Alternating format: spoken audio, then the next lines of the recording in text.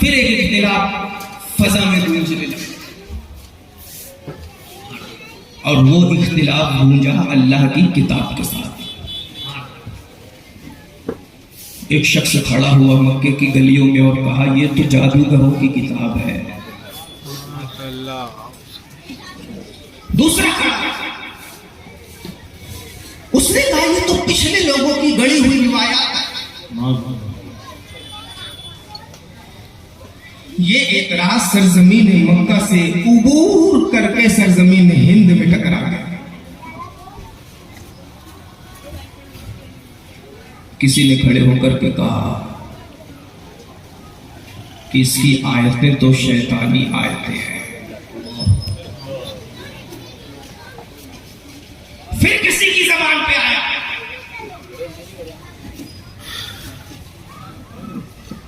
ये तो किसी इंसानी कलाम की तरह है, इस खुदाई कलाम नहीं है। फिर कोई खड़ा हुआ और कहा, यह आतंकवाद को बढ़ावा देने वाली किताब है। फिर कोई खड़ा हुआ और कहा, ये तो जिना को परोसने वाली किताब है।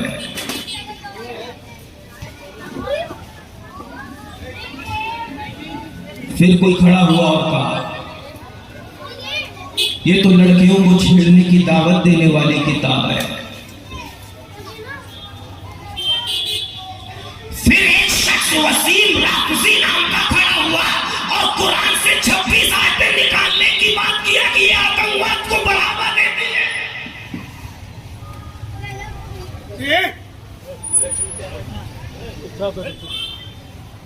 जिसकी अक्ल पे पत्थर पड़ गए वो कुछ न देख सकता है, न जान सकता है, न समझ सकता है।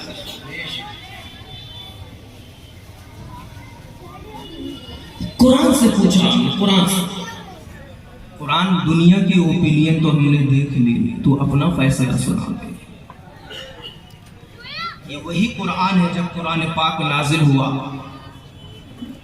तो खाने काबा पर कुल हु अल्लाहु अहद अल्लाहु समद लम यलिद वलम यूलद लिख करके चैलेंज किया गया कि तुम अपने आप को बहुत फसीह बलीग और जबान के माहिर समझते हो, तो इस एक सूरत का रद्द ला के बता दो। ना ला सकते। दुनिया आगे बढ़ी, हाथों से माबूद बनाने वालों का दौर आया।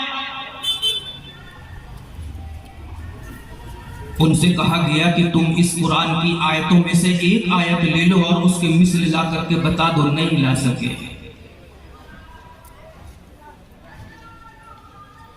पंडों का दौर आया,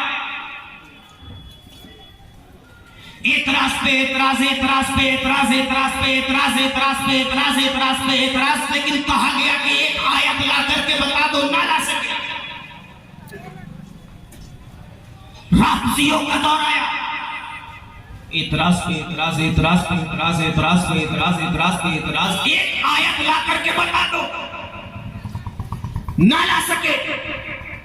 और कुरान ने सिर्फ एतराज करने वालों को चैलेंज नहीं किया, बल्कि कुरान ने इरशाद फरमाया, वदऊ शुहदाअकुम मिन दूनिल्लाह, अगर तुम अपनी बात में सच्चे हो तो तन्हे तना नहीं, अपने तमाम हवारी जवारी और दोस्तों को इकट्ठा कर लो, उसके बाद तुम कुरान की कोई आयत ला के बता दो। इतना भारी चैलेंज कल से लेकर के आज तक कुरान के सीने पे नक्शे इख्तिलाफ हो गया। मौलाना सिराजुल हसन के पास एक शख्स आया और कहा, बताओ कुरान क्या है? तो मौलाना सिराजुल हसन ने कहा, कुरान अल्लाह का कलाम है। शहर जबलपुर की किसी गली में जाकर के उसी शख्स ने कहा कि बताओ कलाम क्या है? तो कहा कि ये पिछले लोगों की गढ़ी हुई कहानी है।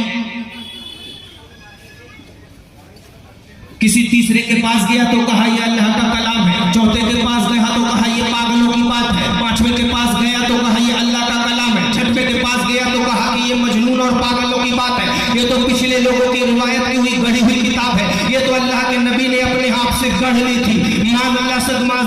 इस तरह से जब इख्तिलाफ हुआ तो हमने कुरान से खुद पूछ लिया, ऐ कुरान अब तू अपनी तारीफ बता, ऐ कुरान अब तू अपना रुतबा बता, ऐ कुरान तू अब अपना मर्तबा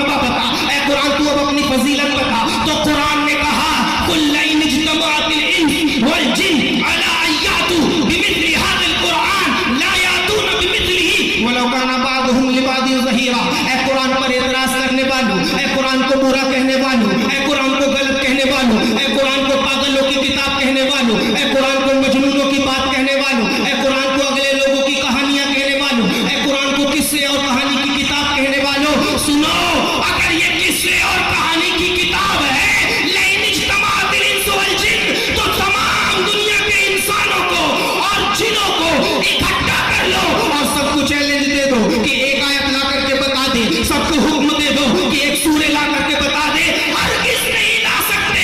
वलो काना बादुहुम लिबादिन ज़हीरा, अगरचे आपस में एक दूसरे के मददगार हो जाए, अगरचे आपस में एक दूसरे के मुआविन हो जाए, अगरचे आपस में एक दूसरे के मददगार हो जाए, तो समझ में आ गया